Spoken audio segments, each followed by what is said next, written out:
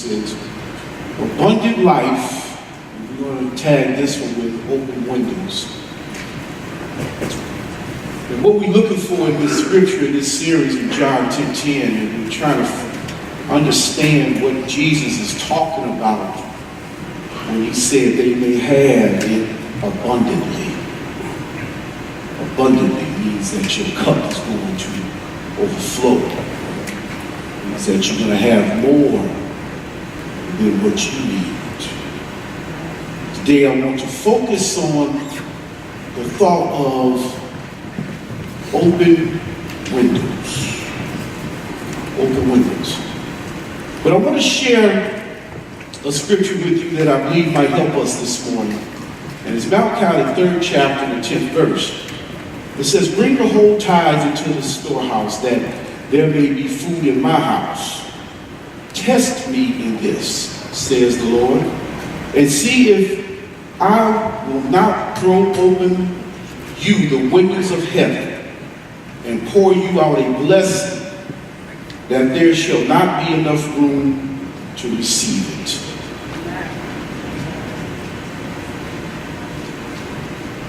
That's spiritual law. It's a promise. That's a promise. That's a promise from God to open you the windows of heaven. And it is strange to me that this scripture here refers to as windows. We normally don't hear in the Bible windows being opened up, and you normally don't hear about things passing through windows.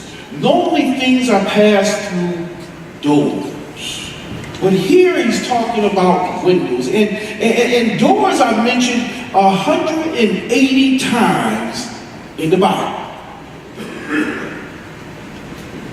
Revelation, the 3rd chapter, 20th verse. Behold, I stand at the door and I knock. If any man hears my voice and open the door, I will come into him and I will sup with him and he with me.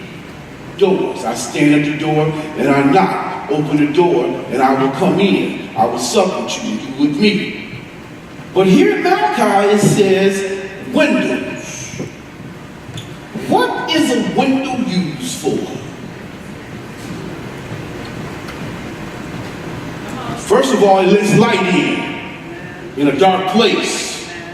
Now, I love waking up to the sunshine beaming on my face. It lets me know that Jesus is smiling at me. Love that. Without light, you would be fumbling around in the dark. This morning, I'm up every morning between 3 and 3:30, and I don't want to turn the light on, so I don't want to wake my day up. So I'm fumbling around in the dark. Hold my toes. The one with me. I bump into stuff. You think you know where things are, but it's dark, and you can't see.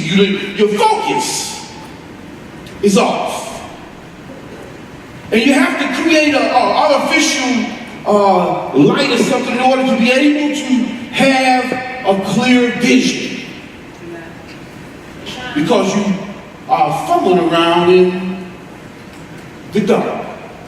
But a window does more than just bring light into a dark situation. It also gives a view of outside of your circumstances.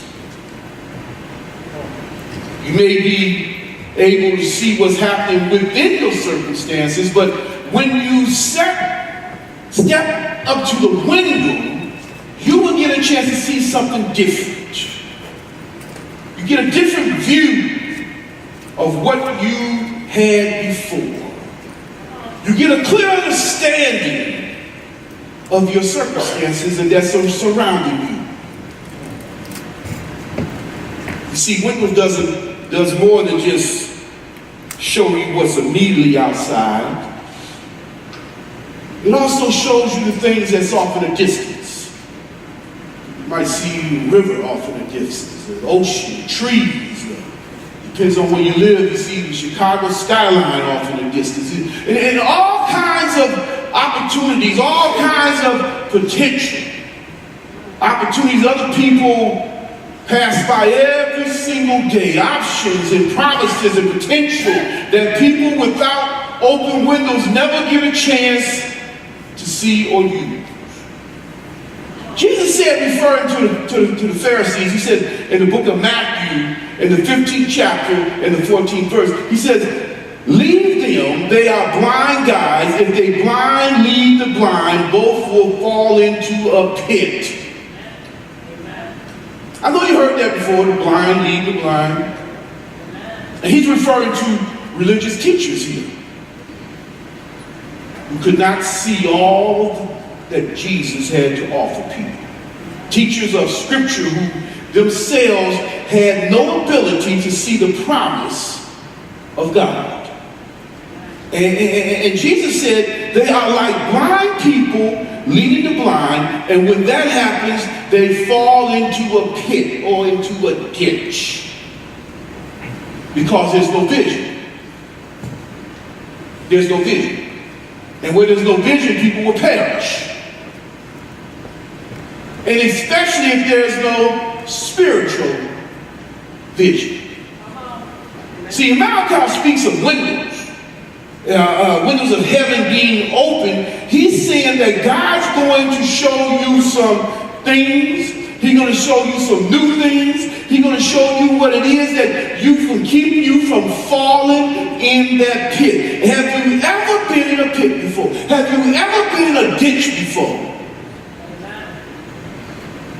Have you ever been stuck in life? Stuck in the mud, and you see, like every time you try to get out that pit, every time you try to get out that ditch, you slip and fall. There's ruts you cannot get out. Amen. Blind people leading the blind, and people in the ditch, you can't get out because you in the ditch with somebody else, and all they do is complain. Complain about how they cannot get out this ditch. And every time you try to get out, they're pulling you back down with them. They put their demons on you.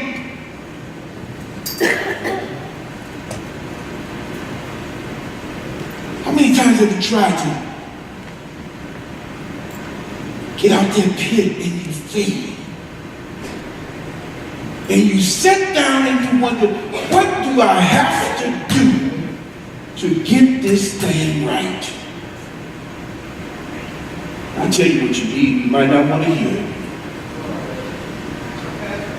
it. Somebody say amen. Amen. What you need when you find yourself blind and stuck in a pit, you need someone who's going to tell you exactly about yourself. Y'all can get the way you need. You need someone that's going to hold you accountable. You need someone that's going to tell you the truth about your circumstances, whether you like it or not. Because if every time someone puts sugar on top of it and make it sound sweet, you keep drinking the Kool-Aid. Because nobody want to hear about themselves.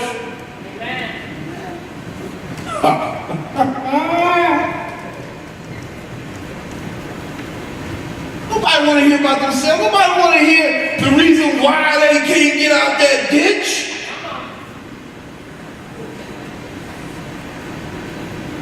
And I don't know what pit you coming out of. I got my own problems. I don't know what it is. I don't know if it's drugs. I don't know if it's alcohol. It could be pornography, abusive relationship, obesity, finances, just being evil. Look like you're stuck on lemons all the time. I don't know what your issue is, but you know. You know what your problem problem is why you can't get out of that ditch. But I tell you what you need. You need some heavenly windows to open up in your life where light and vision and perspective, insight can enter into your situation, and that is called the name of Jesus. Here it is. Abraham was called the father of faith, but let me tell you what happened. God had to teach Abraham how to have faith. He just didn't have it. Look at Genesis in the 12th chapter, the King James Version. Look what it says. The Lord had said unto Abraham, go from your country, your people, and your father's household, and the land I will show you. In verse 2. I will make you into a great nation, and I will bless you. I will make your name great, and you will be a blessing. I will bless those who bless you, and whoever curse you, I will curse, and all peoples on earth will be blessed through you. Did you hear what he said? He said, go. He said, Abraham, go. Go do as I say. So that means that this is what happens. Abraham was being obedient. He didn't know where to go. He said, go where the land where I will show you. And he said, when you go, people will bless you, and I'm going to bless them because they blessed you. People who curse you, I'm going to curse them. But he said, go. This is what God asked us to do. He said, be obedient to my word. God told Abraham to go, and I will show you the place. And when I was writing this message, I started thinking about myself. I had never in my life heard anything about Plainfield, Illinois. Didn't even know it existed.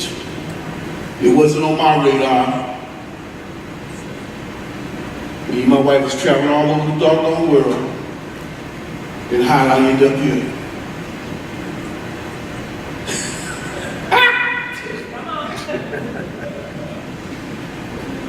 How did I end up here? Because obedience. Obedience. And believe me, I struggled with it. I struggled with it because, you know what? I followed my wife. She said, this is where we need to be. And I'm going, no, it ain't. I said, no. And I loaded up that U-Haul truck and I cried all the way. I said, no, what am I going to do there? She said, this is where we need to be. I said, Renee, I don't know who's telling me this. First I asked her, I said, Renee, what black man gonna do in Plainfield? That's a different message. But what it is like, when you be obedient to God, and believe me, I have been blessed through a lot of you sitting right here. Amen.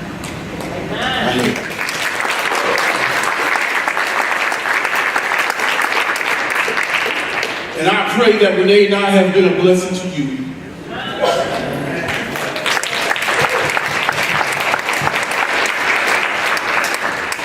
But here's what he says.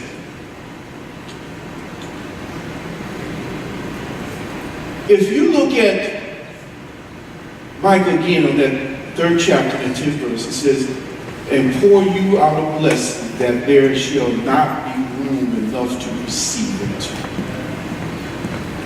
That's not just talking about quantity. That's not just talking about, that's talking about that your cup will run over. God wasn't just promising you financially that your cup was going to run over, that Malachi 3:10. He was promising to bless you in all different areas of your life. Because I'm being honest, when it came to blessing me financially, I wasn't blessed financially over here. I wasn't. But I was blessed in every other areas of my life. And he had always taken care of us.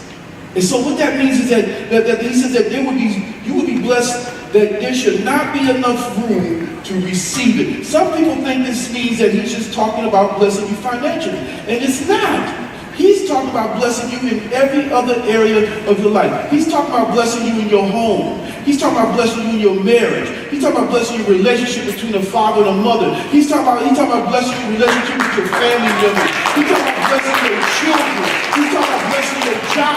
He's talking about blessing the person you work with. He's talking about blessing your neighbor. He's talking about blessing your car that they don't have no accidents and don't break down.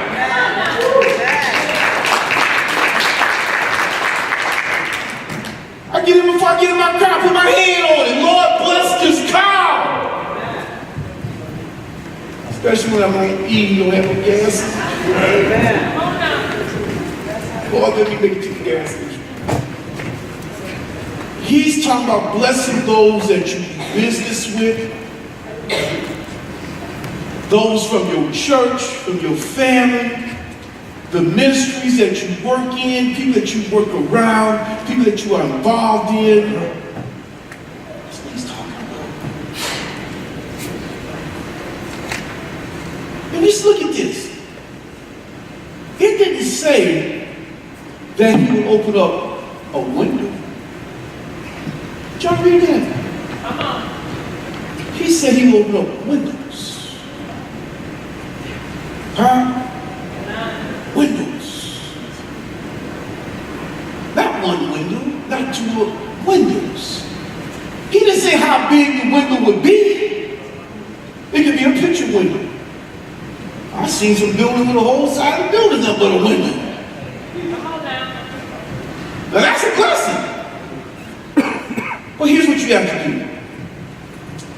If you're going to receive a blessing, if you want God to show you new thing in your life, you have to be obedient. Even when it don't sound right, doesn't look right. Even when you think, that's not what I want to do. Put myself in an example. When I moved here, almost 20 years ago, and Renee just came back off a Europe tour. She said, this is the place we need to be. I don't think so. But God was saying, yes it is. Because I'm going to bless your life here. Not where you think it's going to be blessed, but right here. That's what he told Abraham. He said, go, and I will show you where to go. I will make it possible. God is not going to tell you to do something and then not take care of you. Amen. He's not going to tell you start this business or form this relationship and not provide your needs.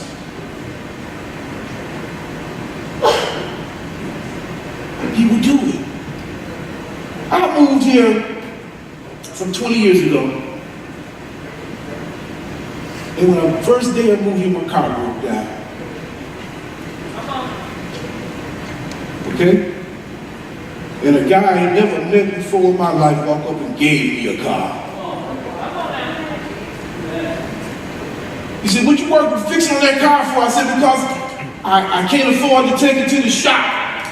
And I'm going to fix it myself. He said, I tell you what, it ain't worth getting fixed. I'll give you a car. First he told me, he said, come on, I'm going to show you something. He took me to this garage, and it was a Cherokee Jeep in it. And he said, how you like that? I said, man, I don't have no money to buy this car. He said, I ain't asked you for no money. He didn't know me.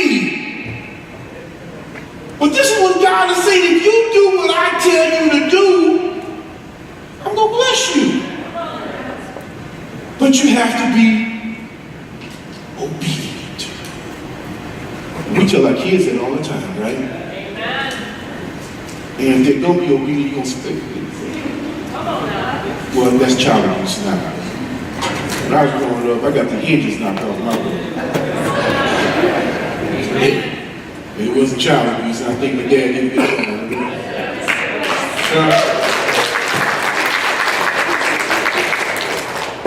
I wonder what today, I wonder what God has in store for you today. Not tomorrow. Right now. And he has a blessing for you. Oh, yes he does. And he has your name on it. I want to get to the point where that he has showered me with so many blessings that I can say, stop, God, please stop. I can't take no more. But if we think about every day that you wake up out of your slumber sleep and your feet hit the ground, that's a blessing. If you think about every day when you look at your wife or your husband, that's a blessing. When you think about every day when your children go to school and come home and safe and no harm, that's a blessing. When you think about every day that you go to your job, that's a blessing. To be able to hug your kids, that's a blessing. But are you ready for it? Here's what I'm going to say to you today as I'm ready to take my seat.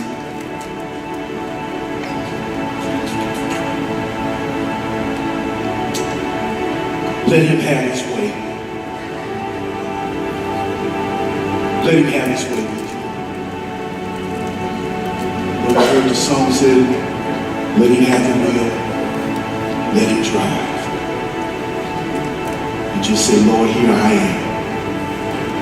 Take me.